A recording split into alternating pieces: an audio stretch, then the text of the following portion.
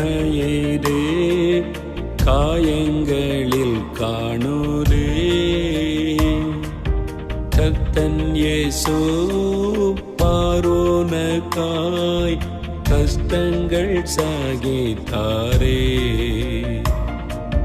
கர்த்தன் இயேசு பார்வோனுக்காய் கஷ்டங்கள் சகித்தாரே.